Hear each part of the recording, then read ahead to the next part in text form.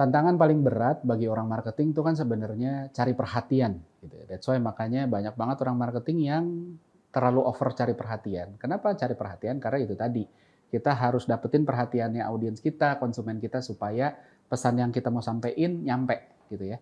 Kalau perhatian udah dapet, kesempatan untuk nyampein pesannya jadi ada. Halo, saya Ignatius Untung, selamat datang di Marketing.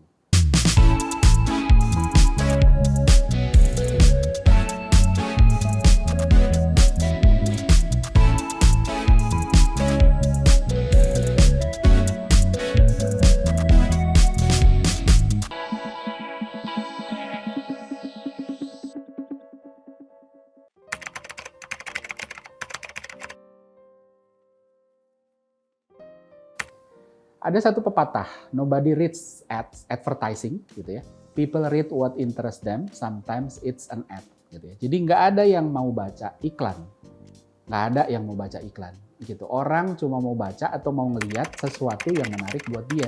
Kadang-kadang itu iklan gitu ya. Jadi pepatah ini harusnya dipegang banget sama orang-orang marketing, jadi pengingat karena banyak banget brand owner yang sebegitu sebegitu narsis, sebegitu egois.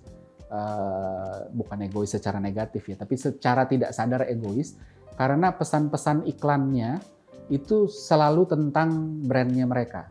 Walaupun kalau diajak diskusi gini tuh habis itu ada yang bilang, ya iyalah saya kan jualan brand, masa saya pesannya ngomongin brand tetangga, masa saya ngomongin yang lain gitu kan. Nah, tapi balik lagi tadi, kalau kita lihat tujuan dari marketing itu adalah salah satunya menyampaikan pesan, maka yang harus dipikirin itu kalau kita namanya komunikasi, yang harus dipikirin bukan apa yang mau kita omongin doang, tapi apakah yang mau kita omongin ini menarik buat lawan bicara dan bisa ditangkap dengan tepat oleh lawan bicara. Sehingga kita harus ngerti itu tadi. Analoginya kayak kita punya teman, setiap kali ketemu dia selalu cerita tentang dirinya gitu ya. Kalau ceritanya menarik, oke, misalnya dia travel writer gitu, selalu jalan-jalan kemana-mana. Atau dia astronot, wah dia cerita perjalanan ke bulan, atau apapun itu gitu ya. Orang yang hidupnya seru banget ya gitu ya. Kita mau dengerin dan seru, setiap ketemu dia ada lagi cerita lagi. Tapi kalau enggak gitu loh, kan ya bosen. Kita mulai menghindar, enggak deh kalau ketemu dia, jangan, bilang aja gue enggak ada dan sebagainya gitu ya. Nah begitu juga dengan brand. Kalau setiap pesan dari brand, setiap brand story, setiap marketing communication itu nggak relevan, nggak menarik, selalu tentang brand aja gitu ya. Makanya orang mulai switch channel ketika nonton commercial break. Kita juga melihat data-data menunjukkan bahwa attention span orang makin pendek ke pesan-pesan komersial. Jadi banyak research menunjukkan bahwa billboard, internet advertising, banner dan lain sebagainya, orang cuma stay nggak lebih dari 2 detik gitu ya. Jadi cuma 1, sekian detik, bahkan ada yang 0, sekian detik untuk nonton. Iklan TV, video, YouTube, TikTok gitu ya. Ada namanya rule of 3 second. Kalau 3 detik pertama nggak menarik, orang mulai skip dan lain sebagainya. Gitu. Jadi kita ini memang hidup di era di mana ada information abundant gitu ya. Banyak banget informasinya dari pagi sampai malam, informasi banyak. Orang berusaha ngasih informasi ke kita, tapi kita punya attention scarcity. Jadi attention kita terbatas, kita nggak mau, ya perhatian kita harus dibagi-bagi gitu kan. Lihat aja Mbak LSM luar negeri biasanya yang buka booth di mall, Pak, Bu, boleh minta waktunya sebentar, kita nggak jualan. Bahkan nggak jualan aja kita nggak mau gitu. Sebegitu mahalnya attention, bahkan orang nggak jualan aja kita menghindar. Apalagi telesales gitu, telesales lebih-lebih, udah jelas orang jualan, mau jualan KTA, mau jualan kartu kredit, apapun pinjol dan sebagainya kita menghindar gitu ya. Nah, jadi kuncinya sebenarnya balik lagi ke pepatah awal. Kalau kita sebagai orang marketing nggak bisa bikin audiens menarik, maka akhirnya ya percuma gitu. That's why makanya banyak yang mulai bikin iklan-iklan lucu, advertising gitu, iklan-iklan yang sedih, modelnya ala-ala Thailand gitu ya. Tujuannya sebenarnya untuk membangun ketertarikan tadi, dapetin attention. Ada satu prinsip di behavioral science yang diaplikasikan ke communication sama behavior changing, baik itu buat public sector maupun buat private sector ya. Namanya fun theory. Fun theory ini adalah strategi untuk bikin orang tertarik dan terlibat kepada engagement yang di-trigger oleh si perusahaan lah kita anggap aja ya.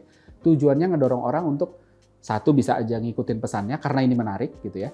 Atau bisa juga, dan pesannya biasanya fan teori itu bukan cuma mendengar, jadi ada partisipasi aktif, entah dia harus melakukan sesuatu atau apapun. Bentuknya kebanyakan berupa permainan gitu ya, atau gamification simple lah ya, sehingga orang mau terlibat gitu. Nah, fan teori ini sebenarnya memanfaatkan fakta bahwa setiap orang tuh punya kecenderungan untuk apa ya, untuk menyukai sesuatu yang menyenangkan, termasuk main gitu ya. Kalau kita lihat pembeli segala macam game konsol ya, mau PlayStation, Xbox, Nintendo Wii, dan macam-macam termasuk video games di smartphone dan lain sebagainya, sebagian besar adalah orang-orang dewasa, bukan anak-anak lagi gitu. Jadi pada dasarnya orang suka main, dan fan teori ini yang membawa. Dan berbeda dengan iklan-iklan lucu dan sedih, fan teori ini membuat audiens terlibat lebih dalam lagi, bukan cuma nonton pasif gitu ya terus habis itu bereaksi, tapi ini diajak partisipasi lebih aktif. Contohnya dari yang paling simpel gitu, kita tahu sekarang di mana-mana. Kalau kita ke toilet kan kita lihat ya, toiletnya yang cowok ya, urinalnya itu ada stiker lalat gitu ya di situ gitu ya. Nah, itu awalnya ditemukan tuh di airport Schiphol ya, di Belanda, di Amsterdam. Nah, awalnya adalah karena si pengelola manajer kebersihannya lah ya, manajer kebersihannya airport Schiphol ini merasa bahwa ini kok di bagian urinal itu di lantainya pasti ada aja cipratan dari air seninya gitu ya. Karena orang ketika buang air kecil itu kalau cowok ya kan nggak karu-karuan, kadang-kadang ke kiri, kadang-kadang ke kanan, semau-maunya lah, sehingga cipratannya kemana-mana dan akhirnya tumpah di mana-mana gitu ya. Nah, akhirnya sama tim ini ditaruh, kita pasang aja stiker lalat kecil, gedenya sekuku kelingking gitu ya, ditaruh di sana seolah-olah itu kayak lalat gitu ya. Nah, kenapa ditaruhnya lalat? Kalau laba-laba jadi ngeri gitu ya, atau apapun. Jadi lalat ini representasi satu, relevan untuk ada di urinal, yang kedua bentuknya kecil gitu dan tidak terlalu mengerikan dan tidak menjijikkan juga gitu ya. Agak jijik tapi nggak terlalu. Nah, tujuannya apa? Ini kayak orang diajak untuk nih loh, kalau kencing tembak yang ini nih lalatnya. Dan lalat itu adalah titik di mana kalau air seninya keluar ke sana, dia cipratan keluarnya itu akan lebih minim. Dan ini berhasil, makanya sekarang di seluruh dunia juga dipakai. Terus contoh kedua, ini juga menarik, dilakukan di Inggris ya. Ini tentang di Inggris itu kan banyak perokok juga ya, jadi bukan cuma Indonesia. Dan puntung rokok tuh, bertebaran di mana-mana, di jalan, di pinggir jalan tuh banyak banget puntung rokok gitu ya. Nah, makanya tuh habis itu pemerintahnya mikir ini gimana ya supaya puntung rokok ini nggak berantakan begini, karena cost untuk ngebersihin juga lumayan gede gitu ya. Berbagai macam cara, iklan, public service ad, iklan layanan masyarakat diluncurkan untuk bilang buang rokok puntung rokok pada tempatnya. Tapi nggak berhasil juga gitu ya. Bahkan iklan paling kreatif pun ya udah impact-nya nggak begitu gede. Nah, sampai akhirnya fan teori masuk. Fan teori mereka bikin project namanya Neat Street gitu ya. Intinya adalah ngajak orang untuk buang rokok pada tempatnya, tapi dikemas dengan gamification.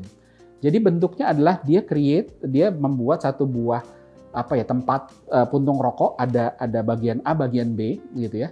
Nah, menariknya adalah dia bikin seperti gamification ini kayak voting. Bagian A itu adalah tulisannya Ronaldo, bagian B tulisannya Messi gitu. Terus di atasnya dikasih pertanyaan, vote menurut lu siapa sih pemain bola terbaik di dunia gitu. Nah, sehingga orang ngerasa bahwa ini juga jadi menarik, itu satu. Terus kedua jadi relevan. Ketiga, pemilihan Ronaldo versus Messi ini tepat karena biasanya orang suka Ronaldo nggak suka Messi, orang suka Messi nggak suka Ronaldo. Jadi ada dikotomi yang kuat sekali. Nah, fanatisme fans sepak bola kan juga sebegitu kuat ya. Jadi orang juga mulai ya udah deh, gue belain jagoan gue deh gitu ya. Dan menariknya lebih jauh lagi, bukan cuma orang yang ngerokok yang masukin, tapi orang yang nggak ngerokok atau orang yang nggak pegang puntung rokok pun, ketika dia suka bola, dia akan melihat ada puntung rokok berceceran nggak di dekat sini. Dia ambil untuk dia masukin ke tempat di mana dia mau vote. Jadi itu ngedorong bukan cuma bikin orang sadar ngebuang puntung rokok, tapi bantuin orang yang sebenarnya nggak ngerokok atau lagi nggak pegang rokok untuk ngebersihin yang ada dengan ngebela itunya tadi. Dan ini sukses besar. Selanjutnya lagi kita juga ngelihat ada contoh brand Contracts ya. Contracts ini adalah produk untuk wanita gitu ya. Mereka mau bikin, goalnya sebenarnya nggak ada hubungannya secara langsung sama produknya, tapi tujuannya adalah mau bikin satu brandnya jadi lebih diingat dan viral gitu ya. Nah, aktivitas yang dilakuin itu menarik. Jadi Contracts ini bikin sebuah instalasi di mana ada beberapa sepeda statis ditaruh di apa ya, kayak depan gedung apa ya, gedung balai kota lah kurang lebih kayak gitu ya. Jadi di alun-alunnya gitu ditaruh, tapi dihubungin ke instalasi listrik yang nyambung ke LED-LED yang ada di gedung itu. Nah, orang diajak untuk nyobain, terus habis itu ngegenjot gitu kan. Nah, begitu orang ngegenjot, lampunya nyala dan ternyata membentuk orang gitu ya. Nah, semakin banyak yang ngegenjot dan semakin kencang genjotannya, itu ternyata lampunya bisa gerak-gerak nanti jadi kayak orang-orang lagi nari dan lain sebagainya. Jadi hasilnya bukan aja target audiensnya berpartisipasi dan ingat brandnya karena ini sesuatu yang menarik, tapi juga orang jadi ngebagiin. Jadi reach dan impressionnya pun jadi lebih gede dari orang-orang yang hidup di sana. Selanjutnya lagi ada, ini salah satu brand yang apa ya, yang paling pengalaman mungkin ngelakuin fan theory. Ini Volkswagen ya, VW ya. Saya ambil satu contoh aja. Jadi mereka mencoba create gamification di salah satu stasiun bawah tanah di Stockholm, di Swedia. Jadi intinya adalah mereka ngerasa, jadi nggak ada hubungan secara langsung sama produknya yang saya jelas ini ya, tapi mereka ngerasa bahwa dan bekerja sama stasiun. Ketika orang dari stasiun bawah tanah mau naik begitu turun terus kan naik ke atas ya, ke luar ke kantor kemanapun itu.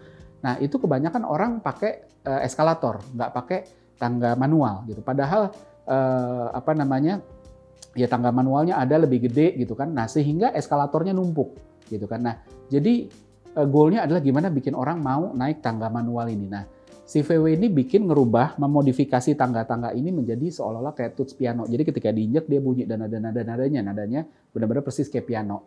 Dimodifikasi seperti itu sehingga walaupun awalnya orang nggak tahu dan orang masih naik eskalator, tapi begitu ada satu yang naik itu dan bunyi, dia merasa ini apa nih kok ternyata bunyi ya, terus jadi mainan dan sebagainya. Dan brandnya ikut ke bawah, orang berpartisipasi, orang nge-share dan lain sebagainya gitu. Selanjutnya lagi ada, ini yang paling sukses buat saya, ini yang paling sukses di dunia ya. Jadi ini juga bukan buat komersial, ini dilakukan di Australia, di Melbourne tepatnya. Yang ini adalah kampanye keselamatannya Melbourne Metro. Jadi Melbourne Metro itu apa ya? MRT-nya Melbourne lah ya, keretanya Melbourne lah ya. Nah, tujuannya adalah mereka mau edukasi konsumen tentang, terutama konsumen muda ya, anak-anak, konsumen muda tentang keselamatan di stasiun kereta api gitu ya, nggak boleh nyebrang rel kereta dan lain sebagainya. Nah, caranya adalah mereka membuat satu campaign namanya Dumb Ways to Die. Kalau ada yang punya anak-anak harusnya tahu ya. Ada lagunya, ada videonya, ada gamesnya gitu ya. Dan gamesnya pun juga simple, menarik, tapi cukup nagih gitu. Dan ini sukses besar karena itu tadi ketika dibawa konsumen ke satu aktivitas yang menyenangkan, orang jadi nggak masalah sebenarnya berhubungan sama brand. Tapi kalau cara kita engage konsumen itu dengan cara-cara yang apa ya, yang lurus-lurus aja, yang egois sesuai maunya brand, maka akhirnya ya orang tidak mau terlibat gitu. Dumb Ways to Die ini partisipannya banyak banget dan bahkan sampai orang Indonesia aja juga main games ini gitu kan. Ada versi 1, 2, dan 3-nya udah sampai nomor 3-nya gamesnya gitu. Dan videonya pun berubah-berubah, ditranslate ke bahasa lain dan sebagainya. Jadi ini jadi salah satu success case besar. Kenapa fan theory ini bisa berhasil? Yang pertama, orang tertarik pada sesuatu yang menyenangkan gitu ya. Dan menyenangkan ini, ketika ini menyenangkan, jadi relevan buat kita karena kita suka sesuatu yang menyenangkan. Nah, di sisi lain aktivitas yang menyenangkan ini sebenarnya bungkusan berbeda dari apa yang kita pengen audiens mau lakuin gitu ya. Ini mirip kayak zaman kita kecil kan, atau bukan zaman kita kecil, kalau kita punya anak kecil ya, kita mau nyuruh anak makan gitu ya. Nggak mau, kadang-kadang kita bikin kita menerapkan fan theory juga dengan udah nasinya udah disiapin di sendok, ayo nih kayak main pesawat-pesawatan gitu ya. Nah, sehingga buat si anak ini kayak main pesawat-pesawatan. Atau anaknya lari-larian, isi bensin dulu, isi bensinnya tuh kayak makan. Itu sebenarnya juga fan theory, itu bentuk fan theory paling simple dan dengan begitu kita bisa bikin anak yang tadinya nggak mau makan jadi mau makan karena ini sesuatu yang menyenangkan. Nah, ini juga sama gitu. Jadi kalau kita bisa mengemas pesan-pesan yang mau kita sampaikan ke orang atau kita mau bikin orang melakukan sesuatu, kalau disampaikan dengan cara yang lugas, kadang-kadang orang nggak mau. Makanya harus dibawa dengan cara yang menyenangkan. Dan fan theory ini juga memberikan insentif tadi berupa kesenangan, berupa social wealth, karena ketika ini sesuatu yang menarik, orang ngebagiin di sosial medianya jadi viral dan orang juga jadi oke. Nah, benefitnya untuk brand apa? Pertama, audiens bisa diajak untuk melakukan sesuatu secara menyenangkan, awareness-nya naik, persepsinya positif, terus memorinya juga terbangun kuat karena memori tentang brand ini attach sama sesuatu, sama aktivitas fun theory ini yang secara emotional salience ini kuat dan yang membuat akhirnya jadi lebih cenderung lebih diingat ya itu. Nah, untuk kuis hari ini ada di layar berikut.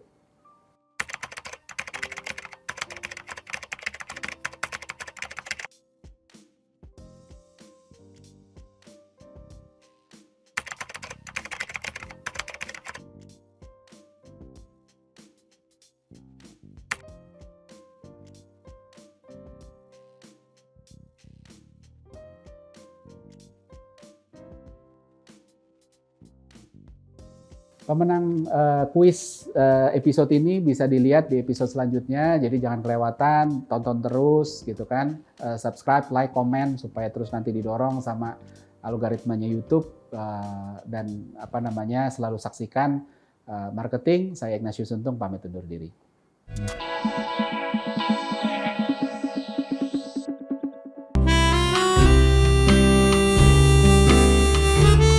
Gimana? Seru-seru kan videonya? Kalau suka, jangan lupa komen dan like ya. Masih banyak juga nih video-video yang keren-keren lainnya, gitu kan. Dan jangan lupa subscribe juga Marketer TV di sini nih.